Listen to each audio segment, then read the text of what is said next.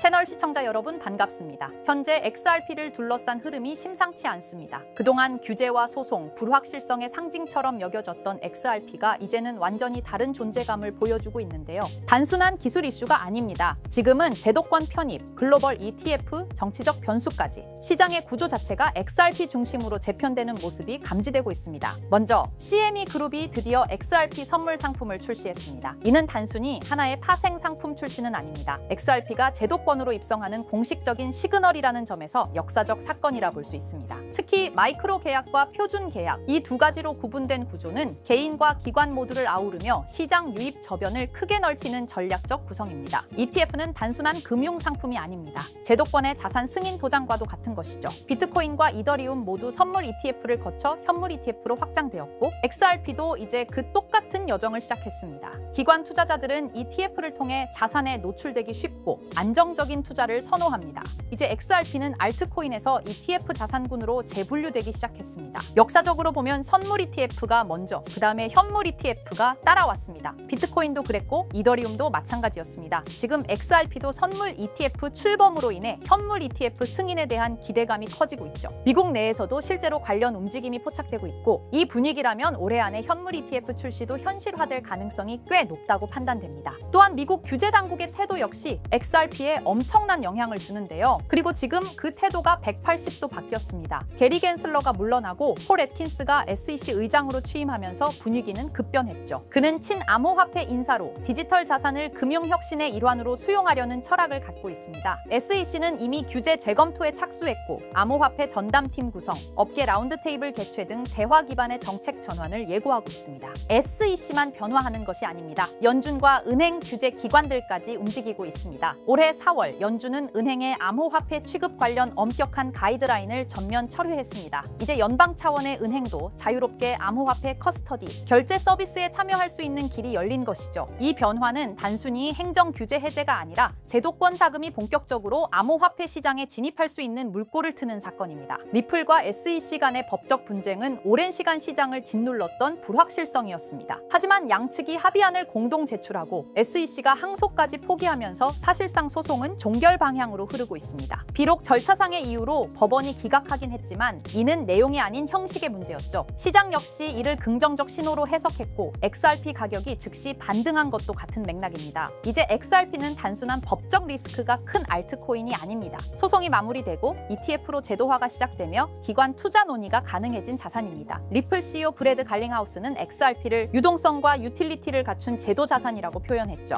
이제 XRP는 단지 보유하는 코인이 아니라 기관이 편입할 수 있는 신뢰 기반 인프라 자산으로 격상되고 있습니다. 흥미롭게도 미국보다 더 빠르게 움직인 곳이 있습니다. 바로 브라질과 유럽입니다. 브라질에서는 해시덱스가 세계 최초로 XRP 현물 ETF를 상장했고 독일, 스위스 등에서는 이미 XRP ETP 상품이 활발히 거래되고 있습니다. 이건 단순히 해외 뉴스가 아닙니다. 글로벌 자본 흐름이 이미 XRP를 제도권 투자 대상으로 인정하고 있다는 명백한 신호입니다. 이런 흐름은 결국 미국에도 압박을 가하게 됩니다. 자국에서 개발된 XRP가 브라질이나 유럽에서 먼저 ETF 승인을 받는 아이러니 미국 정치권과 규제 당국도 더 이상 무시할 수 없게 되겠죠. SEC도 최근 새로운 암호화폐 ETF에 대해 검토할 용의가 있다는 입장을 밝히면서 XRP 현물 ETF 승인 가능성은 점점 더 가까워지고 있습니다. 그리고 또 하나 주목해야 할 게 있죠. 올해 3월 트럼프 대통령은 국가 암호화폐 비축 전략을 발표하면서 XRP를 포함한 5개 코인을 지목했습니다. 정치권에서 특정 암호화폐를 콕 집어 언급한 것은 이례적인 일입니다. 단순한 립 서비스였다 해도 시장에 미치는 파장은 상당히 컸습니다. 암호화폐 전체 시총은 하루 만에 3천억 달러 이상 증가했고 이 발언은 XRP가 국가급 자산으로 언급된 최초의 사례로 기록됐었죠. 또한 러시아 우크라이나 전쟁의 완화 가능성도 전 세계 자산 시장에 긍정적 영향을 주고 있습니다. 이러한 환경에서는 안전자산보다 위험자산에 대한 선호도가 높아지죠. 특히 XRP는 글로벌 결제 네트워크, CBDC 연결 통화로 쓰일 수 있는 국가 간 송금 인프라라는 점에서 단순한 코인 이상으로 기능합니다. 이런 지정학적 수요 확대는 향후 중앙은행, 정부기관 수요까지 유입될 가능성을 열어줍니다. 지금까지 짚어본 5가지 키워드, ETF 출범, 규제 전환, 소송 종결, 해외 제도화, 정치와 지정학적 지지까지 모든 조각이 하나로 맞춰지며 XRP는 이제 완전히 새로운 위상을 갖게 됐습니다. 한때 리스크 자산이었던 XRP는 이제 제도권 투자 자산, 신뢰 기반 글로벌 자산으로 재탄생하고 있는데요. 자, 그렇다면 결국 리플이 궁극적으로 추구하고 있는 있는 게 뭘까요? 바로 실물자산 토큰화, RWA입니다.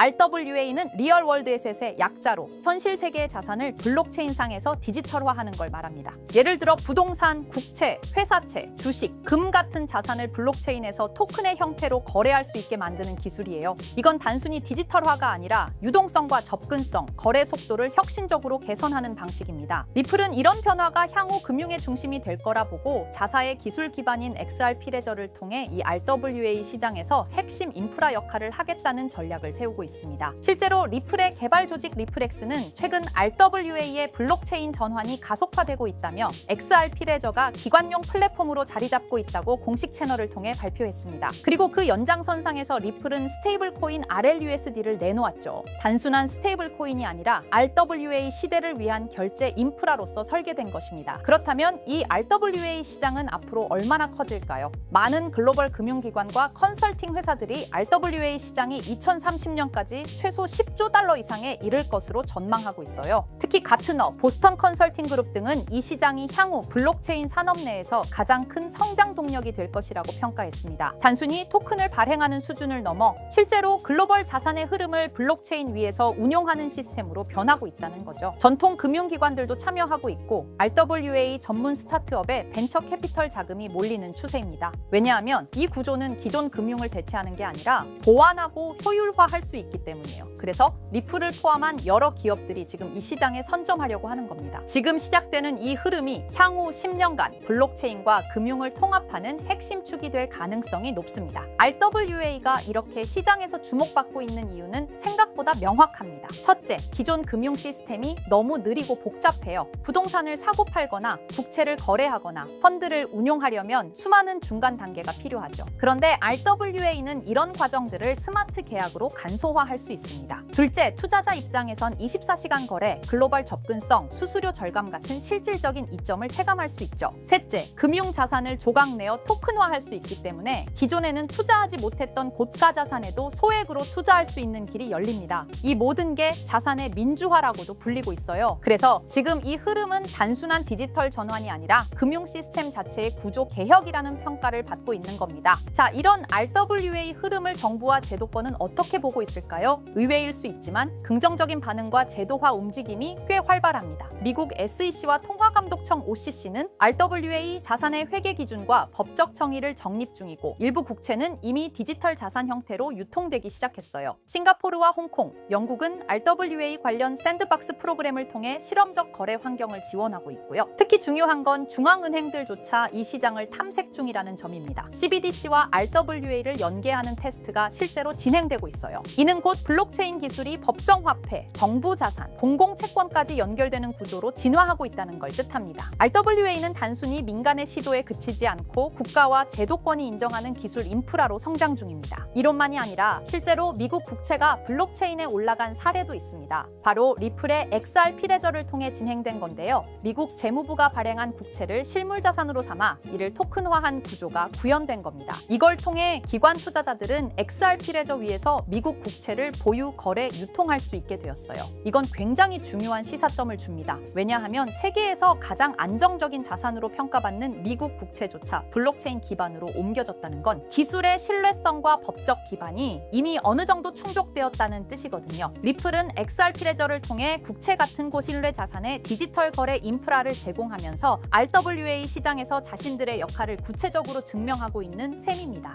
그리고 드디어 등장한 이름 블랙록입니다. 다들 아시죠? 무려 11조 달러 이상을 운용하는 전 세계에서 가장 큰 자산 운용사. 그런 블랙록도 이제는 RWA 시장에 뛰어들었습니다. 블랙록의 CEO 레리 핑크는 이렇게 말했어요. 모든 금융 자산은 토큰화될 것이다. 즉 부동산, 채권, 펀드, 주식 전부가 앞으로는 블록체인에서 거래된다는 의미죠. 그리고 블랙록은 이 시장이 향후 10년 안에 약 30조 달러 규모로 성장할 것이라고 전망했습니다. 단순히 말을 한 게 아니라 직접 자신들의 펀드를 블록체인 형태로 내놓기 시작했어요. 블랙록이 이렇게 움직인다는 건 RWA가 올드머니의 신뢰까지 얻었다는 의미입니다. 있습니다. 블랙록은 실체 있는 첫 RWA 펀드로 비드를 선보였습니다. 이 펀드는 미국 국채 같은 실물 자산을 기반으로 하면서 이더리움 블록체인 위에서 운영되도록 설계됐어요. 스마트 계약을 활용해서 매일 이자가 자동으로 분배되고 투자자는 자신의 자산 상태를 실시간으로 확인할 수 있습니다. 말 그대로 기존 전통 금융과 블록체인의 장점을 섞은 하이브리드형 펀드입니다. 비들은 특히 기관 투자자들 사이에서 디지털 자산 신뢰도를 올리는 사례로 꼽히고 있어요. 이 펀드를 통해 블랙록은 단순한 실험을 넘어 RWA의 실전 적용 가능성과 수익성을 동시에 입증하고 있는 셈입니다. 놀라운 건 비들의 현재 규모입니다. 출시된 지 1년 2개월밖에 안 됐는데 운용 자산이 벌써 10억 달러를 돌파했어요. 이는 단순히 블랙록의 브랜드 파워 때문만은 아닙니다. 투자자들이 RWA 구조에 실질적 신뢰를 보내고 있다는 증거이기도 하죠. 특히 일일 이자 지급, 실시간 조회 가능, 안정적인 국채 기반 등 전통 금융의 신뢰성과 블록체인의 유연함을 모두 갖춘 게 크게 작용했습니다. 앞으로 비들처럼 토큰화된 펀드가 더 많이 등장할 가능성이 크고 이로 인해 RWA 시장은 기관 자금 중심으로 급속히 팽창할 수 있습니다. 지금 우리는 단순한 테스트가 아니라 거대한 판이 바뀌는 현장을 보고 있는 겁니다. 하지만 이렇게 말씀드려도 이런 반응을 보이실 겁니다. 그래, RWA가 유망한 건 알겠어. 그런데 RWA 테마에 어떤 종목을 봐야 하는데 당연한 반응이에요.